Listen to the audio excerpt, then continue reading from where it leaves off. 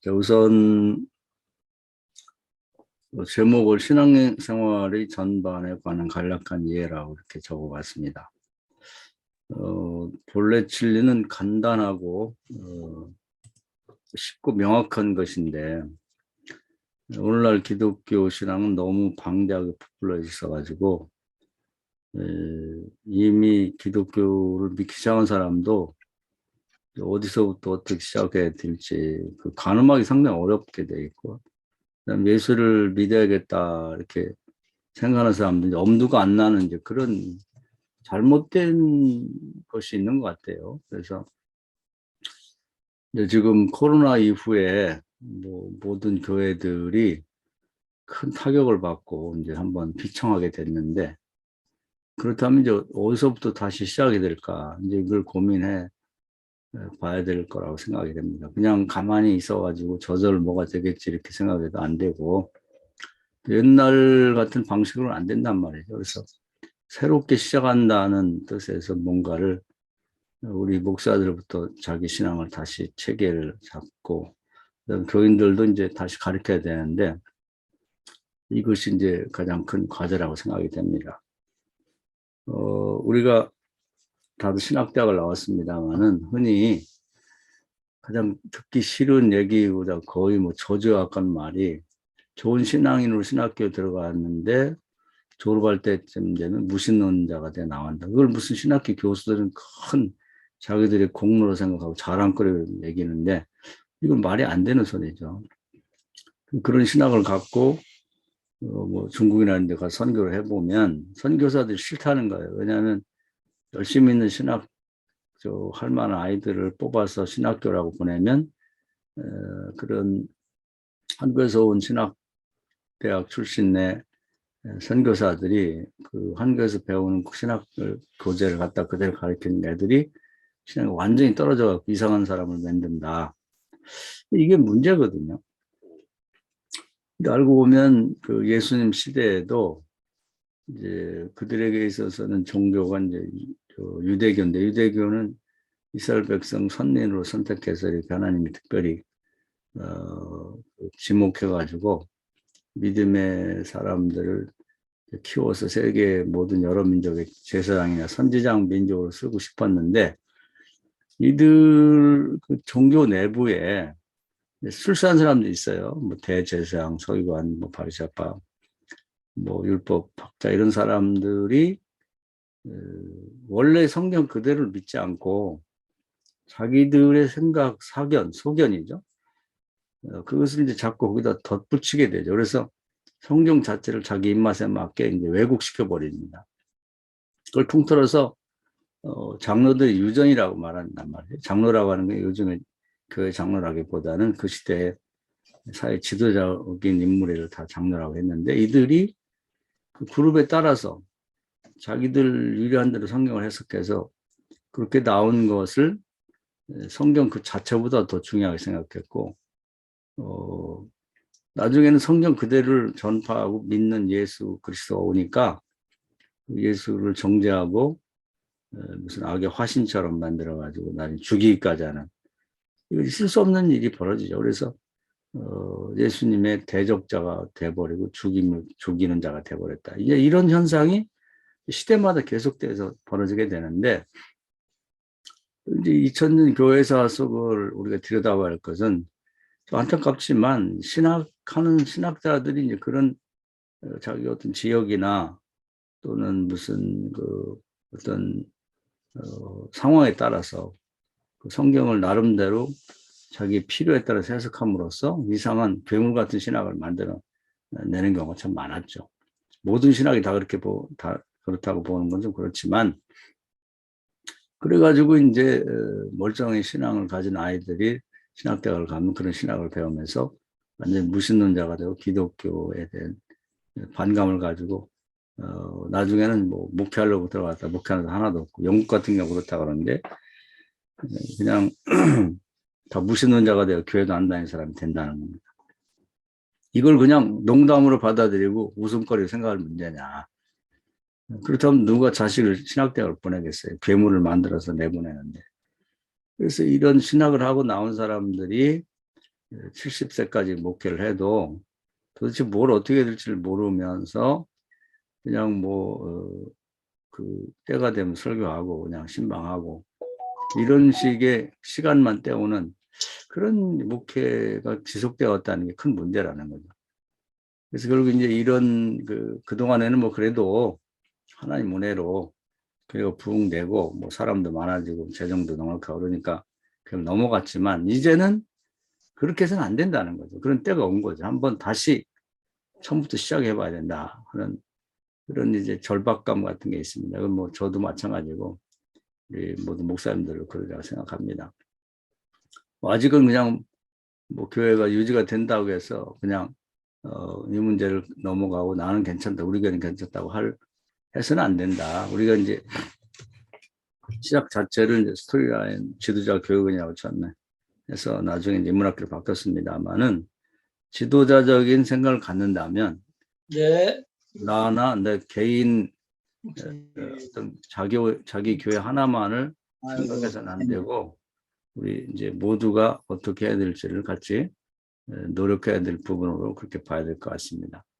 이렇게 생각하고 한번 제가 서론적인 얘기를 드렸고요. 그럼 어디서부터 시작할 것인가? 우리 1번 좋은 사람이 되라. 이거부터 한번 보도록 하겠습니다. 윤수 목사님 들으셨네요. 유 목사님 이 인물 갖고 계시죠? 네, 그거 읽어주세요. 1번. 좋은 사람이 되라. 양심의 법, 자연법, 심은 대로 거두게 하는 법이다. 이것은 건축에 있어서 토목공사와 같고 나무로 말하면 뿌리와 같은 것이다. 좋은 신앙인이 되기 전에 먼저 좋은 사람이 되라는 말과 같은 뜻이다. 마태복음 7장 15절 거짓 선지자들을 삼가라. 양의 옷을 입고 너희에게 나아오나 속에는 노략질하는 일이라.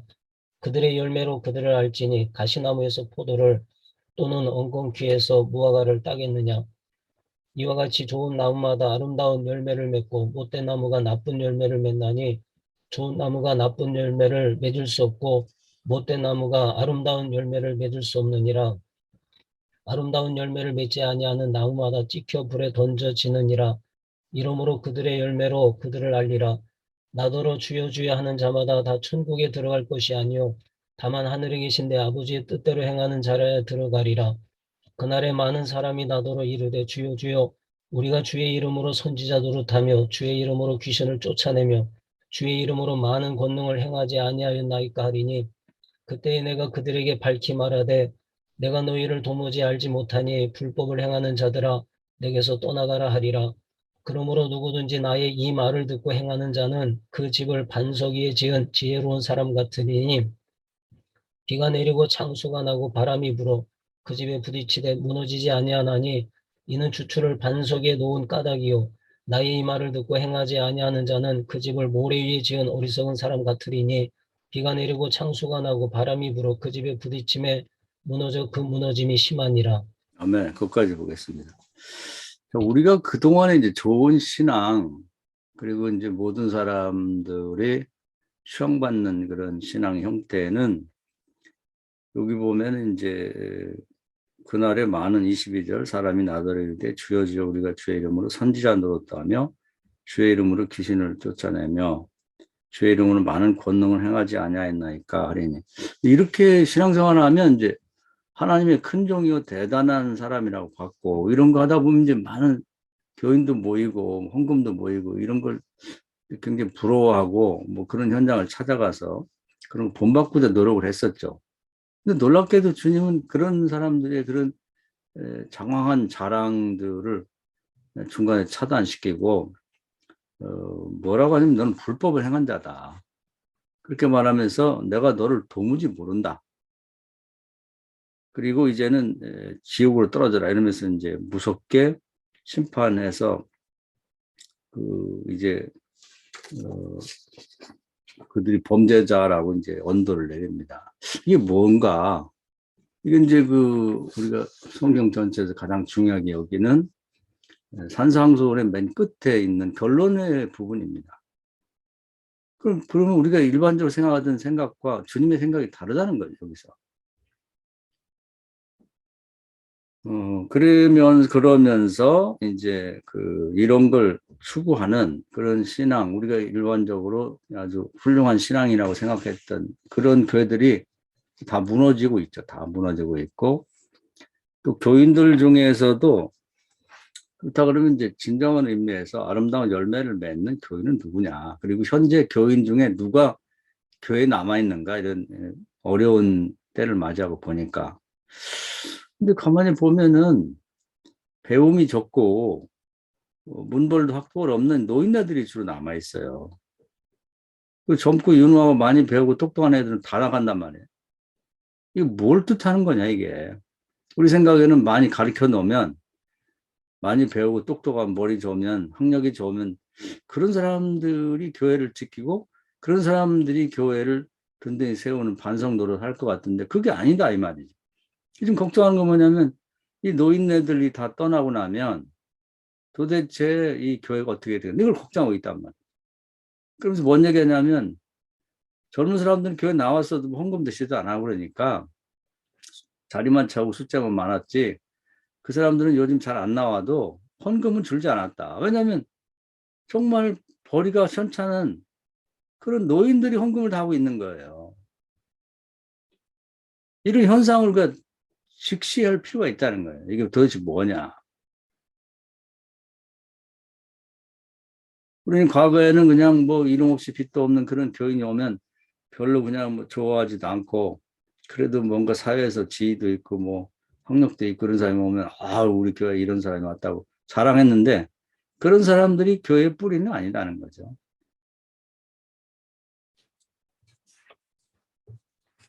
그래서 정말 가장 두렵고 무서운 말씀이 이 말씀인 것 같아요. 심판의 자리에서 내가 너를 도무지 알지 못한다. 23절이죠. 그때 내가 그들에게 밝히 말하되 내가 너희를 도무지 알지 못하니 불법을 행한 자들아 내게서 떠나가라. 그러니까 우리 생각과는 전혀 다르죠. 제가 늘 이사야 55장의 말씀을 좋아해서 소개를 많이 하는데, 거기 보면 하나님 생각과 사람 생각이 다르고, 하나님이 가라는 길과 또 사람이 가려고 하는 길이 다르다. 높이가 다르다. 이런 말씀 하셨는데, 여기도 보면 분명히 그런 말씀을 들어보면, 우리가 평소 생각했던 것과는 전혀 다른 말씀을 하고 있다. 이게 이제 이 말씀 가지고 우리도 심판을 받을 거예요. 그러니까 정말 어디 이름도 빛도 없이 목회도 하고 신앙생활 하던 사람이 하나님 나라에 들어가고, 여기 얘기하던 것처럼 우리가 뭐 TV에 나오고 뭐 유명하고 그런 사람들 말만 떨어지면 주여 주여 하고 막 입으로 고백하고, 또 뭐 주의 이름으로 선지자 노릇도 하고, 그리고 귀신을 쫓아내고 권능을 행했던 이런 사람들은 주님께서 내가 너를 도무지 모른다고 하고 아마 지옥에 갈 수 있다는 얘기입니다. 근데 우리에도 해당되는 거죠. 그러면 도대체가 여기서 말하는 그 좋은 열매를 맺는 사람은 이제 뭘 뜻할까? 이걸 한번 생각을 해봐야겠죠. 뭐 다른 사람 구원을 떠나서 목사인 우리 자체부터 내가 과연 구원받을 수 있는가? 뭐 이 말씀에서 나도 자유로울 수 없다. 나야 뭐 충분히 구원은 따놓은 당상에 이렇게 생각할 수 없다는 거죠. 우리 주께서 저 같은 경우 우리 목사님들하고 다를 수 있지만 두려워요. 내가 너를 도무지 모르겠다. 이거 참, 제가 그래 평생 목회를 했는데요. 내가 너를 몰라. 이것처럼 난감한 일이 없죠. 내 인생을 다시 살 수도 없는 거고. 제가 지난해 요 때쯤에 이제 한번 자동차로 죽을 뻔했습니다만, 이제 그때도 제일 두려운 게 이런 거였어요. 내가 죽어서 주님 앞에 갔을 때, 그래도 고생했다. 좀 알아서 인정해 주면 좋은데, 내가 너를 도무지 모르겠다. 이러면 참, 그 난감하죠. 어떡할 거예요. 정신이 번쩍 들더라고요. 근데 이번에 말씀을 또 읽으면서도 이제 그런 생각이 들었어요. 이게 뭐냐. 이걸 그냥 눈 감고 넘어갈 문제는 아니죠. 정말 심각한 문제지. 다시 한번 이 문제를 고민해 봐야 되고, 과연 우리 교회 교인들, 우리가 이렇게 가르쳐서 천국 들어가겠는가? 이 사람들 제대로 알고 믿는가? 다른 때는 뭐 이런 얘기가 귀에 안 들어와요. 우리도 그렇고, 이제 교인들. 그러나 지금은 이 코로나 사태 이후에 한번 심각하게 우리 신앙이 고장나 있다고 생각하고 한번 점검을 해 봐야 됩니다. 자, 그 다음에 바울의 고별설교 좀 더 읽으실까요? 바울의 고별 설교 유언. 바울은 유언과 같은 고별 설교에서 사도행전 1장 17절에서 말한 믿음의 문제를 논하지 않고 먼저 윤리 도덕적인 교훈을 말했다. 먼저 좋은 사람이 되라는 뜻이다. 좋은 사람이란 각자 수고하여 자기가 현재 거하는 시공간에서 가장 약한 사람이 누구인지를 찾고 돕는 것이며 가난한 자를 찾아서 나눠주는 것이다. 사도행전 20장 35절 범사에 여러분에게 모본을 보여준 바와 같이 수고하여 약한 사람들을 돕고 또 주 예수께서 친히 말씀하신 바 주는 것이 받는 것보다 복이 있다 하심을 기억하여야 할지니라. 아멘. 그것까지 보겠습니다. 그래서 지난주에도 말씀드린 것 같은데, 이제 사람이 이제 그 유언할 때 가장 중요한 얘기를 하죠. 그러니까 어, 바울이 예루살렘에 가서 이제 체포돼하고 뭐 죽을 것이다 이런 예언을 듣고 마지막으로 그 선교지를 떠나서 예루살렘 가기 전에 에베소 교인들을 불러가지고 그들에게 이제 고별 설교를 해요. 마지막 설교를 합니다.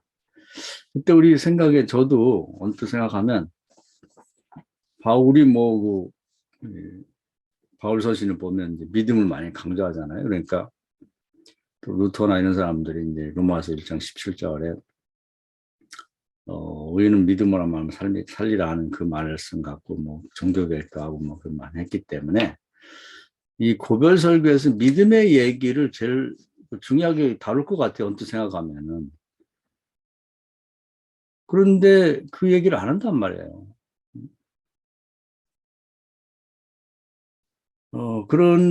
그 마지막 한 얘기는 우리의 생각, 예상과는 다르게 이 말씀 한 거예요. 범사에 여러분에게 모범을 보여준 바 같이 열심히 수고해서 뭘 무범을 우선 보여주고 싶었냐.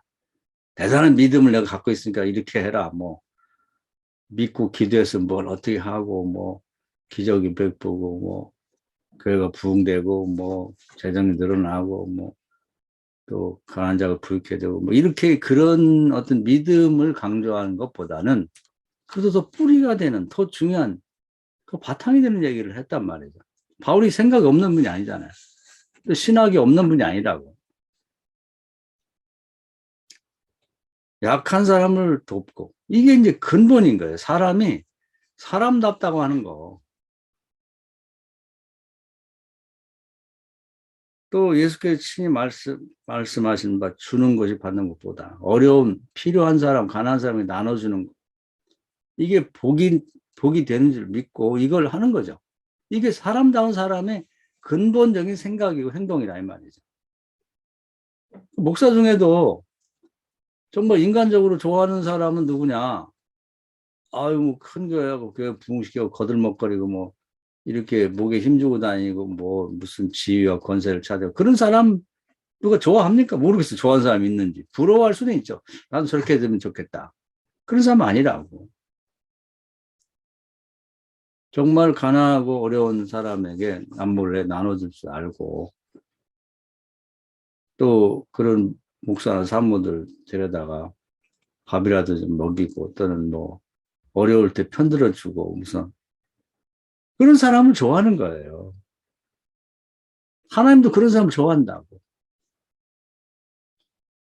그래서 우리의 눈은 항상 보면 성공한 사람, 출세한 사람 이런 사람들을 바라보고 열등을 시켜고 나는 보잘것없는 목사다, 보잘것없는 사모다 이렇게 생각하고 살 것이 아니라 그런 사람은 소수에 불과하죠. 그리고 뭐 무슨 범죄를 저질러서라도 무슨 지위를 얻고 그러면 아우 하나님 큰 종이니까 저렇게 된다. 그런 생각하면 안 돼요. 그런데 말을 그런 식으로 하면 안 돼.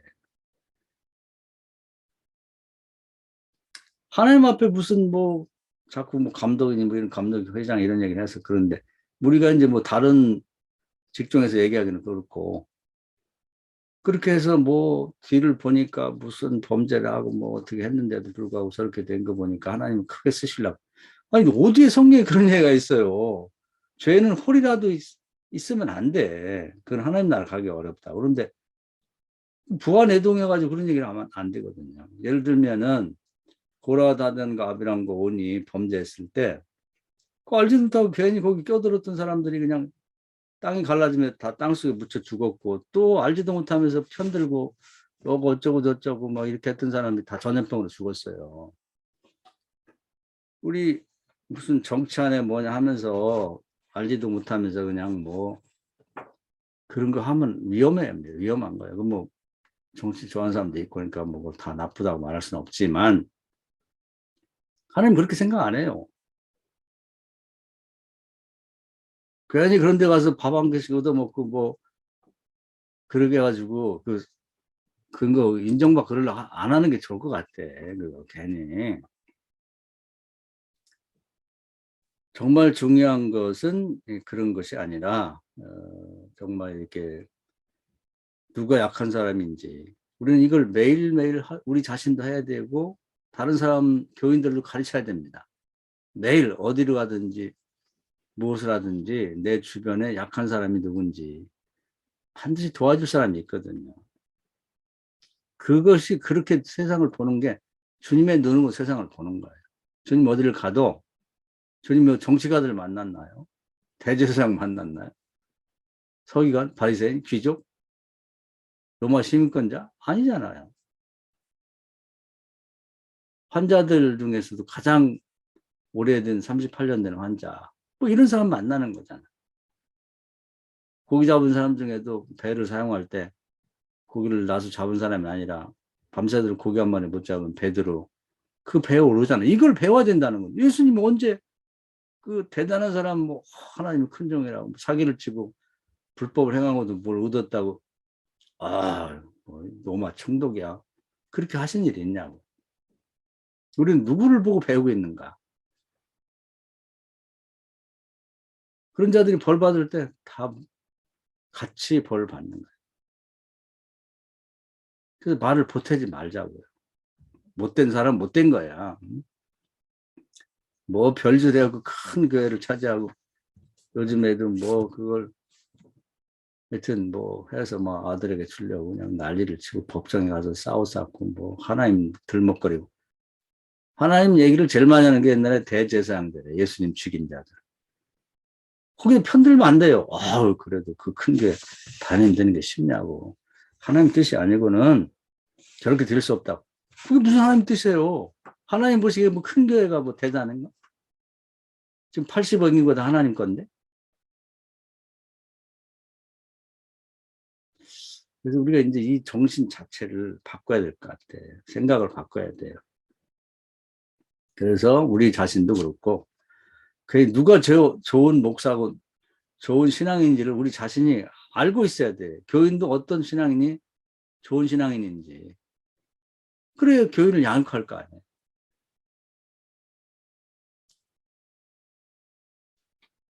그래서 이제 뭐 지난번에 한번 얘기했습니다만은 이제 교회도 이제 괴물들을 많이 키워냈어요. 그래서 뭐 교회에서는 뭐 무슨 뭐 전국 회장도 하고 뭐 이런 장로니 뭐 지방에서 떵떵거리는 장로들 있고 그런데 집안에서는 완전히 악마야 악마.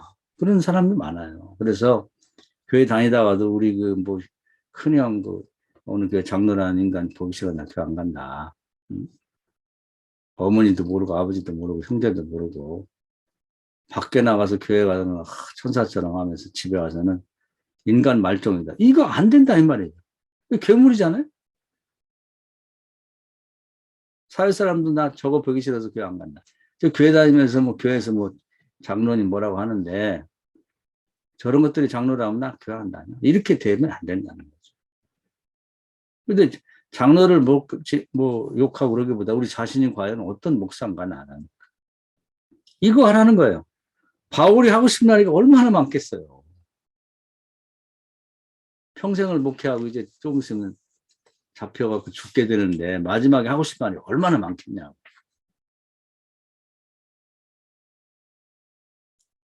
왜 이 얘기를 했겠는지를 생각해보면 이게 마태복음 7장 심판과 관련이 있는 거예요. 자, 한 번 더 확인해 볼 텐데 우리 김성호 목사님이 그 밑에 바울이 이 말은 꼭 읽어주세요.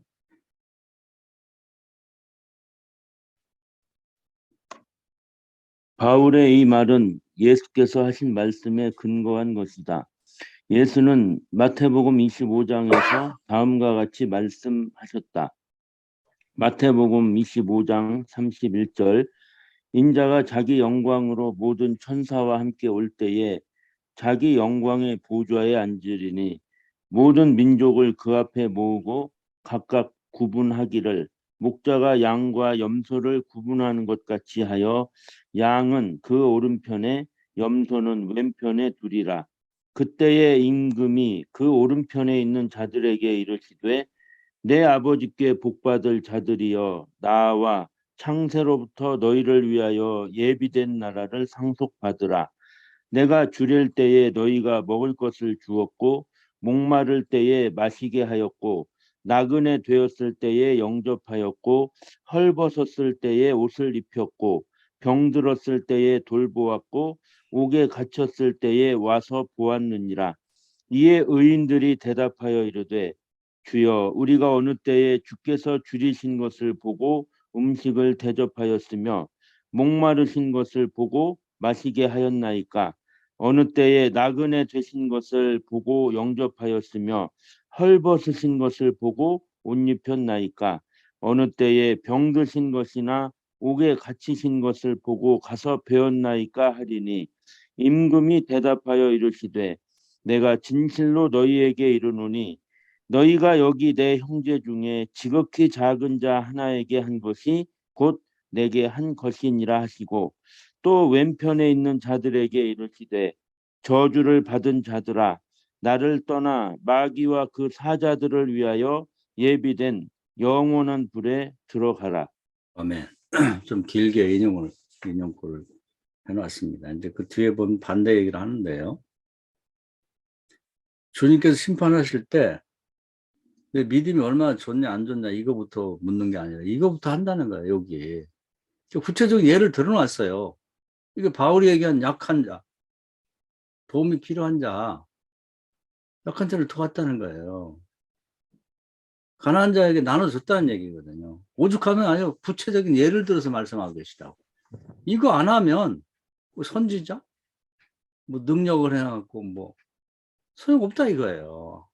여기 그런 얘기 안 나오잖아요. 심판할 때 네가 얼만큼 능력을 많이 해놨느냐, 네가 뭘 얼만큼 많이 알고 아는 걸 사람들에게 전했느냐,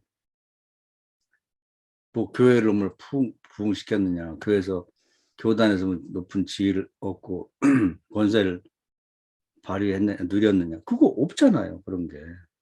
우리 예수님 말씀을 좀 듣자고. 이제는 예수님 말씀을 성경으로 돌아가고 성경 안에서 예수님께서 직접 우리를 구원하신 분이자 심판하실 분이 얘기를 한 거예요. 그게 뭐라고 하냐면 이거 안 하면 아까 마태복음 7장 얘기한 거랑 똑같아요. 이렇게 안 한 자들은 완전히 이건 천국에 들어가기는 어려운 양과 염소 중에 염소로 구별이 되는 거고, 그리고 이런 사람들은 반드시 지옥불에 보낸다. 저주를 받은 자들. 이거 안 하는 교인은, 목사는 저주받은 목사예요. 뭐 복을 얘기하고 말도 안 되는 소리예요. 아니, 복을 누가 줘요? 주님이 주시잖아요. 천국에서 하나님이 주시는데 저주받은 목사인데 무슨 복이 있어. 이걸 안 하는 사람 그 자체가 더 이상 할 말이 없는 거예요. 저주받은 자예요. 나를 떠난 마귀와 그 사자들을 위해서. 사자라는 게 마귀의 졸개들이죠. 심부름꾼들을 위해 예비된 영원한 불로 들어가. 영원한 불로 들어가라는 거예요. 이게 뭐 다른 사람이 얘기했으면 뭐 심각하게 안 들어도 되죠. 근데 심판하실 심판장 대신 예수께서 직접 하신 말씀이에요. 이걸 뭉뚱그려서 사도 바울은 연약한 자를 찾아 돕고 가난한 자에게 나눠주라. 이렇게 얘기를 요약해서 간단히 말한 건데 주님이 하신 구체적인 예를 오죽 답답한 예를 들었겠어요. 우리가 해야 될 일은 이거예요. 이걸 하라고. 그건 뭐 자기가 그냥 평신도든 목사든 관계없다고. 목사든 사모든 뭐 여자 교인이든 남자 교인이든 관계없이 우리 교인들을 그렇게 가르쳐야 됩니다. 목사들이 우선 그렇게 해야 돼요. 자식들 잘 키웠냐 못 키웠냐. 이거 하는 애는 잘 키운 거예요. 이거 못하는 애는 잘못 키운 겁니다. 뭐 머리가 좋아서 뭐 일일 대학을 가고 뭘 좋은 데 취직하는데 자기밖에 모르고 뭐 교회도 안 나고 지 아빠 엄마가 교인 목사인데도 이렇게 키워가지고 뭐가 되겠어요. 그러고서 뭘 잘 키웠다는 거예요. 우리 아들이 어쩌고. 그 주님 인정하실까요?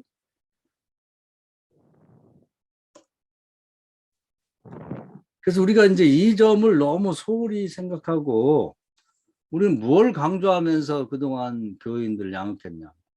전도하고 뭐 교육하고 뭐 봉사하고 뭐 머리가 되고 그런 걸 장조를 많이 하고 살아왔는데 지금 그런 얘기 하나도 안 하잖아요.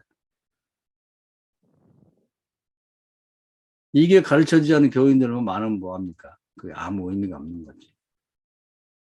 빛과 소금이 된다. 바로 이런 것을 하는 사람이 빛과 소금이 된다고 볼 수가 있는 거죠. 그래서 우리가 이 지금 코로나 사태 이후에 한번 그 교인이 된다는 게 좋은 교인이 뭔가를 한번 깊이 생각해 보고 목회 계획을 내년을 위해서 세울 텐데 이런 교육을 어떻게 세울 것인가, 교육을 하기 위한 어떤 대책을 마련할 건가. 이게 우선 되지 않으면 그 다음에 이제 희망이 없는 거죠. 그래서 제가 생각하기에는 건물을 질 때는 이제 땅 밑에 들어가는 기초를 토목공사라고 해요. 토목. 학교도 가면 이제 토목공학과가 있어요. 토목공학. 그리고 그게 기초 위에 세운 것이 그 세워지는 건축입니다. 건축공학. 근데 큰 일은 큰 공사는 다 토목공사예요. 땅 속에 보이지 않지만. 건물은 이제 그 위에 별거 아니죠. 별거 아니에요. 근데 토목공사가 안 되면 건물을 높이 올릴수록 그건 이제 더 쉽게 무너지죠. 지금 중국 건물들이 많이 무너진다는데 저어서 올라가는 동안에 슬슬 넘어져. 왜 그러냐? 토목공사를 안 하는 토목공사. 기가 막힌 노릇이죠. 근데 그 건물만 그러냐? 그게 아니고 나무도 뿌리가 깊어야 나무가 크게 올라가는 겁니다. 뿌리가 없는 나무들은 태풍 불면 다 넘어가요. 지금 우리의 신앙이 이 윤리도덕적인 사람다운 사람이 된 사람이 지금도 교회를 유지하고 있는 거예요. 또 목사들도 누가 먹여 살려면 이런 사람들이 먹여 살려. 없으면 쌀이라도 갖다 주고 뭐 배추라도 뽑아주고. 젊은 사람들 그런 게 해요? 아유, 많이 배우고 뭐 좋은 직장 다니 이런 사람 못해. 그거 안 해. 누가 좋은 교인이고 귀한 교인인지를 알고 살아야 돼요, 우리가. 그걸 또 감사하기도 해야 되는 거죠. 교회가 더 어려워져도 끝까지 남아서 교회 지킬 사람 누구예요? 우리가 평소에 눈에 안 띄던 배움도 별로 없는 노인네 할머니 할아버지들이 지키는 거예요. 할아버지도 별로 없고 할머니들이 이분들이 귀한 거예요. 하나님 눈에도 이분들이 귀한 거예요.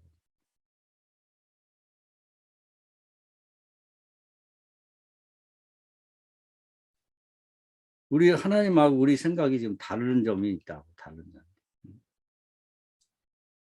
그래서 우리 과거에 지금 돌아가신 분들이나 지금 연세가 많은 분들의 신앙을 배워야 되고 그 전통을 교회가 이어나가도록 해줘야 교회가 살아나지. 그냥 뭐 그분들이 희생을 통해서 우리 교회가 이렇게 든든히 서고 한 건데 그걸 모르고 그 후에 그냥 뭐 늘 뭐 학벌, 문벌 좋고 뭐 이런 사람들만 귀하게 여기고 뭐 큰 사람들만 내세우고 그런 사람들 자랑하고 우리 마음속에도 그런 교인이 하나 오면 좋아하고 그렇지 못한 교인이면 뭐 와도 반가워하지도 않고 이런 생각 가지고는 교회가 축복받고 잘 될 수가 없다는 거죠. 그래서 우선은 좋은 사람이 되자 이거부터 가르쳐야 되고 우리 자신 목사부터도 좋은 목사가 돼야 돼요. 좋은 목사. 똑똑하고 뭐 너무 잘나고 거만하고 오만하고 이렇게 하지 말고 좋은 목사가 됩시다. 이게 참 좋은 목사가 뭔지를 알아야지 되지. 여기 나와 있잖아요. 이렇게만 하면 돼. 아픈 사람 돌아보고 지방에도 누가 아픈 사모가 있는지 목사가 있는지 목사 자식들이 어디 학교는 제대로 다니는지 등록금 내는지 아픈 자가 없는지 좀 돌아보고 남모르게 찾아가서 손도 잡아주고 기도라도 좀 해주고 그게 좋은 목사예요. 그게 좋은 사모야. 배고픈 사람 있는지 집에 그냥 뭐 먹을 것이 쌓였는데 그냥 썩혀 내버리지 말고 있다고요. 그런 사람이.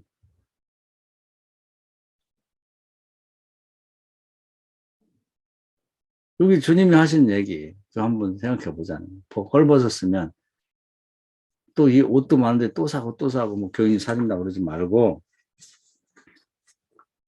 그런 옷도 한 벌 못 사 입는 목사가 있는지 사모가 있는지 또 목사 자식이 취직했는데 어디 옷 한 벌 변변히 입고 갈 양복 한 벌이 없는지 좀 관심을 가져보면 좋지 않을까요? 그게 목회 아닌가? 그게 주님이 그렇게 하라는 건데 그 목사 사모들이 먼저 앞장서 그런 모범을 보이면서 그런 뭐 교인들 자랑하면 내가 이랬다고 할 게 아니라 오른손이 하는 거 왼손이 모르게 그렇게 해보자는 거죠.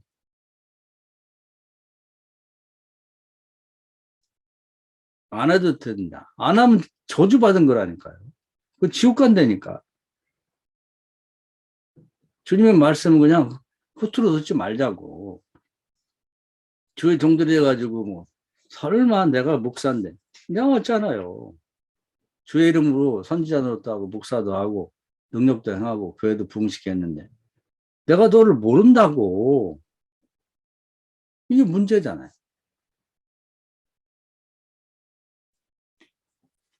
자, 두 번째는 좋은 사람이 되자를 넘어서 이제 좋은 신앙인이 되자 하는 거예요. 두 번째 얘기예요. 두 번째.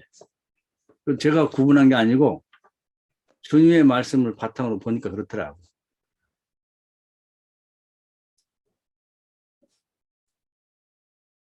바울도 이제 그걸 제가 볼 때는 전체 성경을 사도행전과 더불어 두고 봤을 때는 두 번째로 보는 거예요. 안 그랬으면 에베소 고벨 설교할 때 의인은 믿음으로 살리라 하는 얘기를 그 유언에서 했을 건데 이게 안 된 사람한테는 사람이 안 된 사람한테는 이 신앙 얘기해봐야 소용없어. 왜냐하면 이런 신앙 갖고 살아봤자 구원 못 받는데 저주받은 자로 취급되는데 우리는 사람됨을 가르치지 못했어요. 그 다음에 뿌리가 없는 사람에게 여기부터 가르친단 말이에요. 좋은 신앙인. 그건 잘못됐다고. 이 대목은 정말 이제 우리가 그동안 소홀히 생각했기 때문에 반복해서 생각할 필요가 있어요. 조금 더 말씀드리면 세미나니까. 우리가 아브라함 한번 얘기했죠. 아브라함을 왜 믿음의 조상이라는데 믿음의 조상부터 생각한다. 왜 아브라함을 왜 택했지? 사람이 좋은 사람이에요. 그 시대 사람 중에. 형제 중에 아버지가 고향을 떠나 가져갈 때 따라간 효자고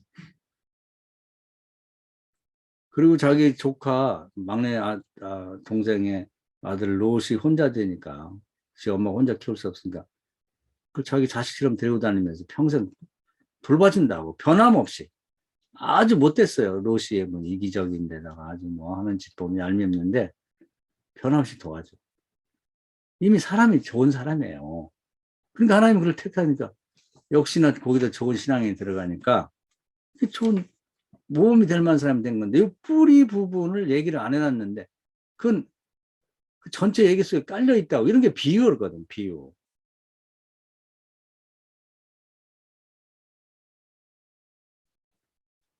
안 그러면 뭐 하나님이 뭐 강권적인 역사여가지고 뭐 아브라함 택하는데 우리도 그렇게 택함 받으면 좋겠다. 아, 그냥 택한 거 아니에요.